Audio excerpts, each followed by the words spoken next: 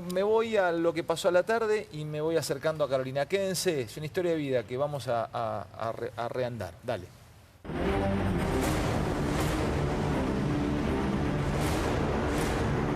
Walter Darío Mariel. Lo mataron el 28 de junio del 2015, a fierrazos en la cabeza, para robarle. 4 personas, a fierrazos en la cabeza. No puede ser que haya una puerta giratoria donde un ladrón entra por un lado y sale por otro.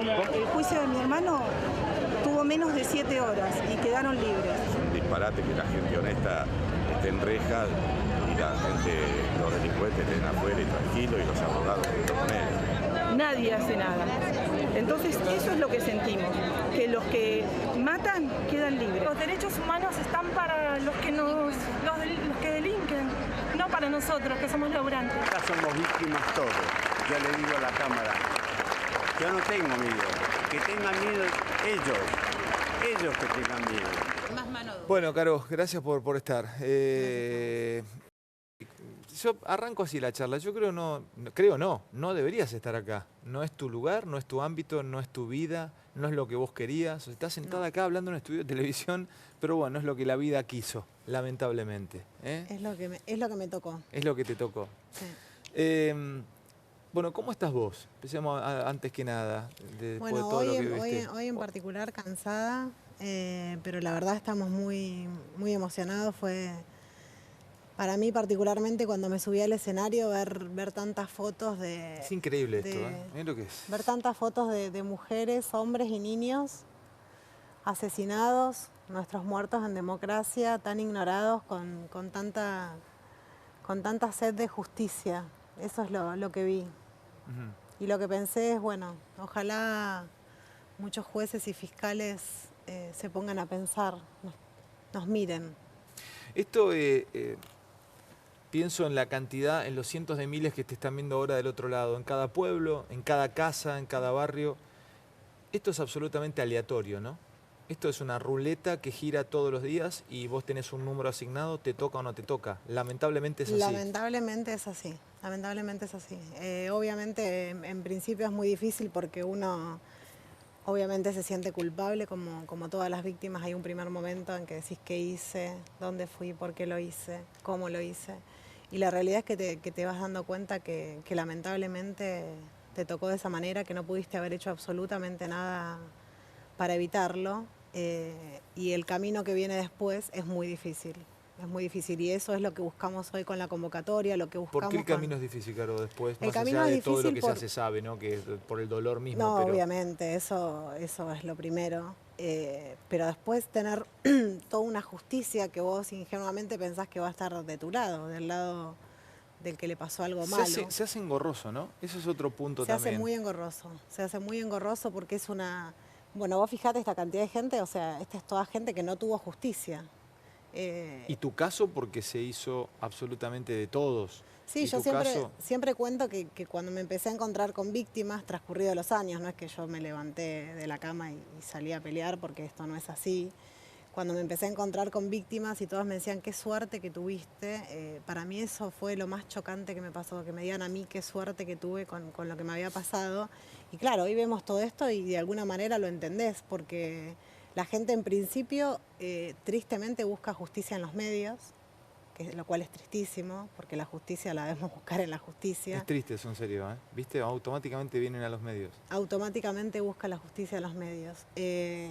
Esto es muy triste. ¿Por qué crees que la gente viene acá? Porque piensa que de esta manera se va a generar una presión sobre la investigación, sobre los fiscales, sobre los jueces. Después, obviamente, tuve un fiscal que trabajó brillantemente, fueron apresados, también eran conocidos, o sea, era una banda que hacía salideras, no era la primera vez. ¿Están presos? Hoy están presos. Están presos. ¿Cuántos años le dieron?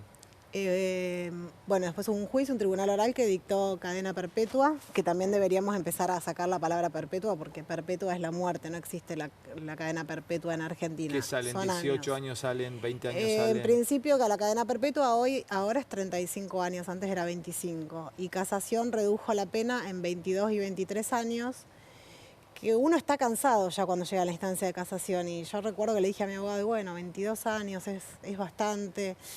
Sí, pero no son 22, porque si bien ya no está más el 2x1, está el 2/3. O sea, de alguna manera, lo que en la primera... cantidad de cosas que tenés que pasar por la cabeza y pensar. Sí, y vos convencerte, decir, bueno, es bastante, y la realidad es que no. O sea, la justicia creo que es muy necesaria a la hora del duelo, pero bueno, las pérdidas son irreparables. Y yo creo que deberíamos ser sinceros en esto, decir, bueno, la verdad que cuando lográs una cadena perpetua en primera instancia, van a ser 14 o 16 años como mucho el que peor situación judicial tiene, que es el que disparó. Escúchame, Caro, en un momento dado, vos estás casada, ¿no? Estoy casada. ¿Y sí. tenés cuántos hijos? Tengo a Inés y a Bruno. Inés y Bruno. ¿Y qué edad tienen Inés y Bruno? Inés tiene 5 recién cumplidos y Bruno tiene 2. ¿Y habías pensado en un momento, se habían ido del país? No.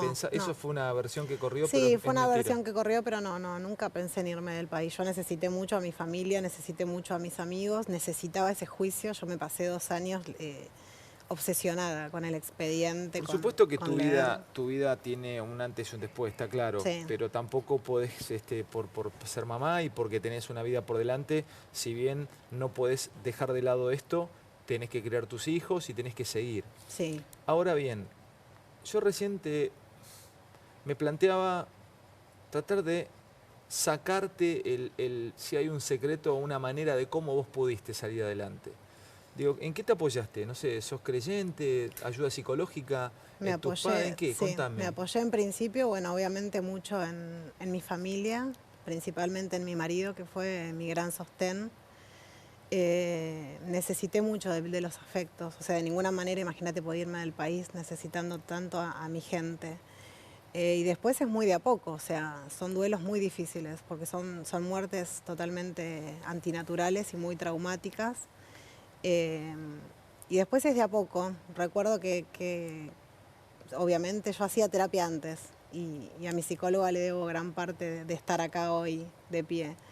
Que me dijo, bueno, hoy no podemos pensar en un futuro de ninguna manera, vamos a pensar en cosas pequeñas, vamos a pensar en que el domingo vas a ir a comer un asado a lo de tu hermano. O sea, obviamente para mí no había ningún futuro en ese momento. Y empecé así, de a poquito, con mínimos planes y después yo necesité, obviamente, yo necesitaba tener un hijo, quería que algo me ate los pies sobre esta tierra porque sentía que ya no los tenía atados acá y Inés vino a atarme los pies. ¿Qué te pasó, Caro, porque yo creo que hay declaraciones que duelen y que hacen mal, ¿no? El otro día cuando la escuchás a Cristina, no sé si la escuchaste a Cristina, desentenderse de los últimos años y dar un mensaje a la sociedad que la culpa de la inseguridad es de este gobierno o que son las cuestiones económicas que lleva adelante el gobierno de Macri. ¿Qué te pasó internamente? La realidad es que yo no lo escuché, me lo comentaron y me lo preguntaron. La realidad a mí me resulta, yo siempre digo que en los últimos años ni siquiera se nos tuvo en cuenta como víctimas de la inseguridad. O sea, no se nombraba la palabra inseguridad. Eras una víctima de la inseguridad y sin haber hablado una sola vez en los medios parecía que eras la oposición porque venías a mostrar algo que no querían mostrar. O sea, entonces que ahora nombre la inseguridad realmente me parece bastante incoherente. ¿Era así? ¿Se invisibilizaba? O sea, se invisibilizaba a las víctimas. Se invisibilizaba y se mentía porque también se planteó como una cuestión de ricos contra pobres. La realidad es que es todo lo contrario. Quien más sufre la inseguridad son los sectores vulnerables. Los ricos obviamente tienen otros medios, no digo que no les pueda, sí. no digo que no les pueda pasar, pero en general es un problema de los sectores vulnerables y de la clase media. En mi caso, sin ir más lejos, 3 de las personas que me asaltaron tenían mayor poder adquisitivo al mío. Se logra finalmente, no sé, porque por ahí me das una especie de lección de humanidad, pero ¿el perdón existe en este caso o no? ¿O no se perdona el perdón, más? la verdad es que lo busqué. Yo en el juicio realmente esperaba que me pidan perdón, alguno de ellos. ¿Te hubiese a ver, en algún punto servido en algo? En ese momento sí, ahora no, pero en ese momento sí. A mí me hubiera servido que me expliquen por qué, ya habiendo tenido todo, cuál era la necesidad de disparar. esa era la explicación que yo necesitaba. No sé si el perdón, sí la explicación, decir, bueno, no sé, me pasó que ese día estaba drogado, no sé, lo que fuera, necesitaba algo, necesitaba un porqué, que no lo tuve.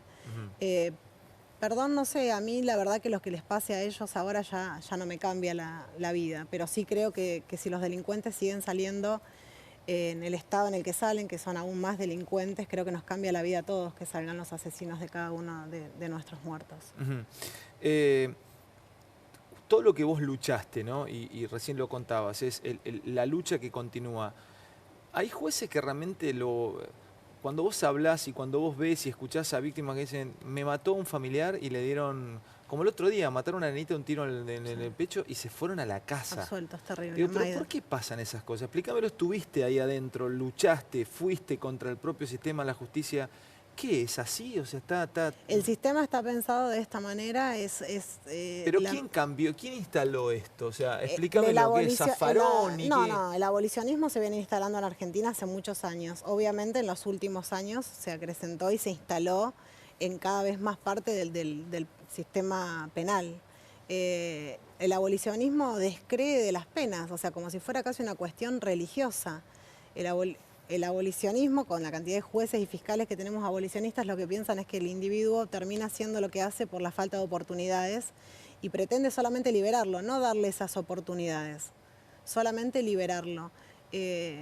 La verdad es que tenemos un 32% de pobreza y no tenemos un 32% de delincuencia. Creo que eso estigmatiza aún más la pobreza, relacionarla directamente con la delincuencia. No creo que sea una cuestión solo de oportunidades y no creo que podamos hacer una teoría sobre tantas personas. O sea, nosotros dos somos muy diferentes, todas las personas somos muy diferentes, entonces no podemos decir que todos delinquen por la misma causa.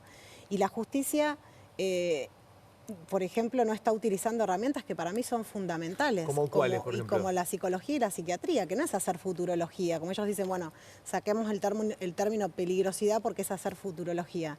No, no es hacer futurología, son profesionales que están preparados para decirnos que por lo menos mañana no va a salir a matar. Escúchame, Caro, me quedé con algo que me contabas recién vos. Cansa el proceso, ¿no? Cansa, el proceso agota. En un momento ya ¿Pero no querés en qué? saber. Por ejemplo, hacer pericias, tener que ir, presentar papeles, costo No, cansa las averiguaciones, porque nosotros todo tiene que ser mediante averiguaciones. Y en mi caso, que bueno, tuve la suerte de poder tener un abogado. La mayoría de las víctimas no puede acceder a una querella. Porque te termina venciendo. Hay gente que termina diciendo, prefiero no seguir. Te termina venciendo. Yo pasé un año sin escribirle a mi abogado. O sea, no quería saber. No. ¿Un año sin escribirle a tu abogado? Sí, no. Necesitaba dejar de perseguir la causa. Hasta que, bueno, obviamente me enteró el fallo por casación. Y ahora de vuelta le pregunto dónde está la causa. O sea, por momentos uno deja su causa. Por ahí está más con las causas del resto que con las propias. La justicia en un punto agota. La búsqueda de justicia agota. Vos estuviste muy mal, vos también, ¿no? O sea, lamentablemente perdiste a tu hijo, pero estuviste muy mal. ¿Estuviste internada cuánto tiempo? Un mes y una semana en terapia intensiva, con serio riesgo de muerte varias veces. Fue un milagro lo tuyo. O sea, sí.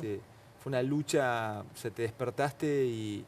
Fue un milagro que al principio me enojó mucho haber sobrevivido. Al principio era... ¿Sí? Sí, al principio... ¿Es una culpa que No sé si es una culpa, para mí hubiera sido muy fácil morirme en ese momento, porque yo ni siquiera sentí dolor cuando me dispararon, por la adrenalina, por el pánico, y después despertarme sin Isidro, despertarme en condiciones físicas que fueron terribles, porque bueno, la terapia intensiva yo realmente no se la deseo a nadie, la cantidad de cirugías que tuvieron que hacerme para salvarme la vida y bueno, todo lo que vino después es difícil. Obviamente hoy estoy agradecida de haber sobrevivido, tengo una vida plena a pesar del dolor y a pesar de tener a Isidro cada día conmigo, pero en ese momento sí estuve muy enojada. Y es mucho el sufrimiento de haber perdido a Isidro y es mucho el sufrimiento físico que tuve yo que pasar, mucho. A esta hora, hacer televisión conlleva una enorme responsabilidad. Y además es apasionante saber que le estás hablando a quienes definen el destino del país. Porque 12:30 de la noche, como exactamente tenemos, 12:30 en punto, tal vez esté viendo Macri el programa. A las 8 de la noche están haciendo cosas. O tal vez está viendo un juez de casación. O tal vez está viendo Garabano el programa. Entonces, cuando uno hace una entrevista a esta hora y vos estás hablando, estás llegándole a quienes realmente definen el destino del país. Mi pregunta es, ¿qué habría que cambiar? ¿Qué habría que hacer? ¿Qué es lo que podríamos pedir del otro lado como para que esto cambie en algo si es que se puede? Yo creo que aunar esfuerzos, que en esto no tiene que ser solamente a Macri, yo no creo que tenga que haber oposición ni oficialismo. Creo que nosotros defendemos el primer derecho humano, que es a la vida. Nosotros pedimos prevención y control porque por eso le pusimos para que no te pase, o sea, porque creemos que lo más importante es que no nos pase más. Prevención y control creo que se deben traducir en políticas de seguridad, políticas de estado de seguridad, y que ahí todos nos tenemos que poner de acuerdo. Creo que eso es lo que le pido a Macri y a todo el que me esté escuchando, a todos los políticos, porque en el Congreso están todos los políticos, están todos los partidos, y creo que durante mucho tiempo se olvidaron de las víctimas. Creo que ahora nos van a empezar a... ¿Hoy fue un antes y un después para vos? Sí, ya venía siendo un antes y un después, porque cuando nosotros anunciamos la convocatoria justamente hubo un gran debate entre la justicia por mano propia, por los dos casos que sucedieron, y se anunciaron proyectos. Garabano justamente envió un proyecto de reducción de beneficios para los delincuentes. En la provincia se envió un proyecto para que tengamos más participación en el proceso. Por ahora son proyectos, pero para nosotros son... Es importante. Son Decime importantes. lo último, Caro, ¿cómo viviste lo del médico justiciero, el médico que se defendió, ¿no? El médico que yo lo tuve aquí mano a mano a Villar Cataldo? Sí, la verdad que escucharlo, decir me arruiné la vida, para mí es terrible. Obviamente me parece que no va por ese lado porque no somos asesinos y porque vos sí sentís que te arruinaste la vida si matás a alguien. Pero yo siempre cuento que yo esperé 18 minutos la ambulancia consciente y no sé en qué momento uno vuelve a ser uno. O sea, yo en esos 18 minutos estaba consciente y pensé que no podía respirar porque estaba nerviosa. O sea, que no sé, esos minutos creo que están cargados, como te dije, de mucho pánico y no creo que si hubiera podido pensar hubiera disparado. Me quedo con la figura que recién planteabas vos de la ruleta. No, porque es una ruleta. O sea, lamentablemente sí. Es una ruleta. Lamentablemente me puede pasar a mí ahora cuando me estoy yendo a casa, o le puede pasar algo a cualquiera. Lamentablemente le va a pasar, porque esto va a seguir lamentablemente, a muchos que nos están viendo del otro lado. Qué triste. Sí, podemos decir obviamente que es muy difícil, que sabemos que no va a terminar mañana, pero creemos que hay que empezar ya. Eso es lo que... Una historia de una verdadera amazona, de una luchadora que es Carolina Píparo. Por eso yo quería tomar esa parte de su vida, ¿no? Que es lo que ella pudo superar y pudo salir adelante. Y hoy estar al frente junto con Matías Bañato, vamos a contar, y tantas otras gente, tantas otras víctimas, lamentablemente, de la inseguridad, pero también reconocerlo a Matías, con su terrible historia personal y con su lucha. Caro, muchísimas gracias por haber venido en este día tan especial por hoy, a descansar, que has tenido un día larguísimo. Sí. Ojalá cambien algunas cosas. Sí, yo estoy segura. Va a ser lento, pero va a cambiar. Yo estoy segura que sí. Gracias por venir. Te doy un beso. Gracias, preciosa. Me levanto aquí. Gracias. Nos vemos mañana, si Dios quiere, y gracias por habernos acompañado. Chau.